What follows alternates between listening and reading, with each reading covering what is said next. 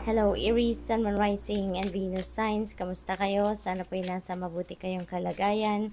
Welcome back po sa Star Tarot. Kung bago kayo rito, welcome din kayo. Thank you sa inyong support. I truly appreciate it. God bless you all. Una mensahe po ni Aries ay Four of Cups. Ayan, so there is an offer sa inyo dito, Aries. No? There is an opportunity na kumakatok sa inyo at this time. At heads up ito sa inyo na meron kayong ganon. Kasi parang wala kayo sa wala kayo sa focus. Maybe you are bored, maybe parang wala kayong gana about life, no? Kasi siguro nanggagaling kayo sa sitwasyon dito na disappointed kayo or frustrated kayo, no? Or meron siguro kayong mga regrets. Kaya parang wala kayo ngayon sa focus ninyo, no? Kaya this is a heads up for you para nang sa gayon mabigyan ninyo ng atensyon kung ano man ang opportunity na ito. Okay? So what else? We have the Hermit energy. You may need to put yourself on solitude sa ngayon, no? Para siguro na magkaroon kayo ng kalinawan sa inyong isipan. Kasi maaring confused kayo, maaring malabo ang tingin ninyo sa mga bagay-bagay sa ngayon. Maaaring may ano kayo ngayon, may kaguluhan sa isip ninyo, kaya naaapektuhan ng maraming bagay, no? Kasi nga wala kayo sa focus. Kaya inibitahan kayo dito na mag-reflection muna kayo, mag-introspection, magnilay-nilay kayo nang sa gayon parang may balik ninyo yung sarili ninyo sa sentro. Makabili kayo sa balance, kumbaga, no? Para nang sa gayon mas magkaroon kayo ng mas malinaw na pag-iisip, magkaroon kayo ng mas may direksyon, kumbaga, maging malinaw ang direksyon ng ano ninyo, ng iniisip ninyo, or kung ano man ang pinagkakaguluhan ng inyong isipan. Okay? So, we have Three of Swords. Ayan. So, you know what, Aries? Parang ang dahilan kung bakit wala kayo sa sentro, wala kayo sa focus, siguro meron kayong heartbreak or heartache dito, no? It could be related sa relationship ninyo. Maaaring yung person ninyo, no? Ang nakapagdulot sa iyo ng sama ng loob, yung naging broken-hearted kayo because of what your person has done, no, sa inyo, or probably kaibigan or kapamilya, no? Kaya ganun na lang ganun na lang kasakit, no, ang naidulot na heartache nito sa inyo because mahal ninyo sa buhay, minahal ninyo yung taong nakapagdulot ng pain, no, sa inyo. Kaya, so, depende sa inyong sitwasyon, but this already happened in the past. Tapos na to, nangyari na to. Kaya siguro, nalilito pa rin kayo sa ngayon. Maaring hanggang ngayon, iniisip nyo pa rin kung bakit nangyari ang nangyari, bakit nagawa ng mga mahal ninyo sa buhay, yung saktan kayo, no? Maaaring ganoon, kaya wala kayo sa wisyo, no? Siguro.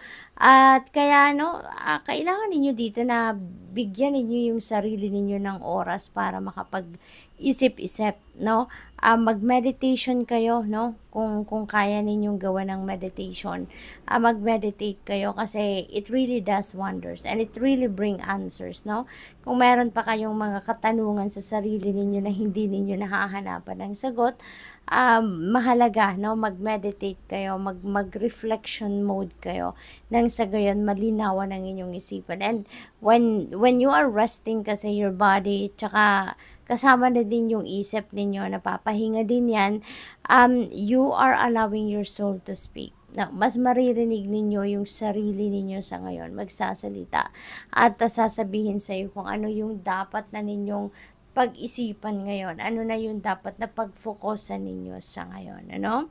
And siguro din merong mga divine guidance, ang divine universe na pinapadala sa inyo, at hindi ninyo yan naririnig, no? Because nga busy ang isip at busy ang katawan ninyo siguro sa iba't ibang bagay. Kaya when you put yourself on solitude, doon ninyo yan maririnig na guidance sa inyo.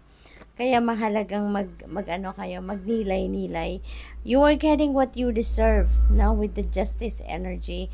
Justice will be served as well sa inyo. Kung meron kayong pinaglalaban, no? Sa ngayon, ano man yan, lalo-lalo na kung sa korte, yan ay mapagdedesisyonan ng korte na pabor sa inyo, no? So, siguro, kung related ang sitwasyon na to dito sa Three of Swords, maaring nagkaroon dito ng separation, dissolution of marriage, maaring ganon. No, but of course, this is not going to resonate with everyone, Aries, so just take as it resonates.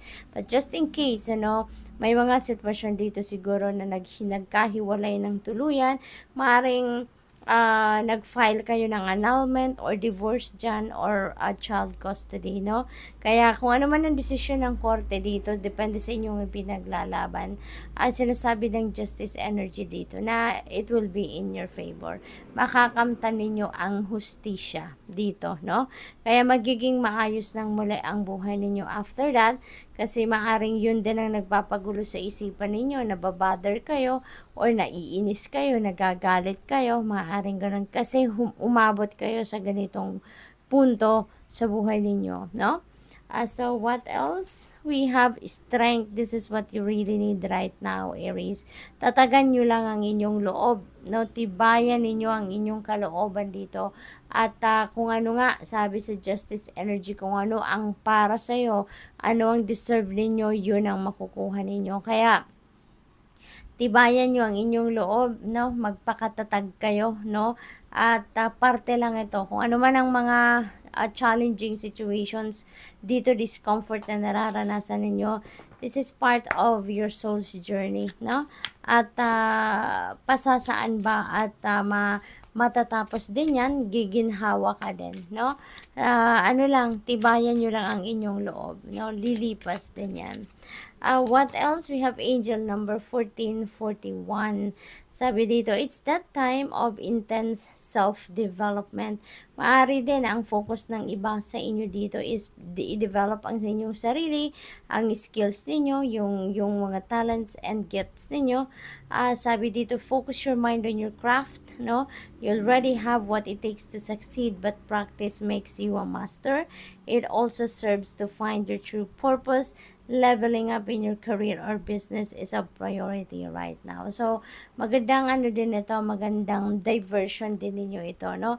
Instead of focusing too much on the pain na idinulot ng kung sino man sa buhay ninyo, focus kayo doon sa karera ninyo, sa negosyo, at pagtibayin nyo pa, pagalingin nyo pa ang inyong mga talents, skills, and gifts. At yan ang maghahatid sa inyo sa tagumpay. Thank you for watching Love and Light. Namaste.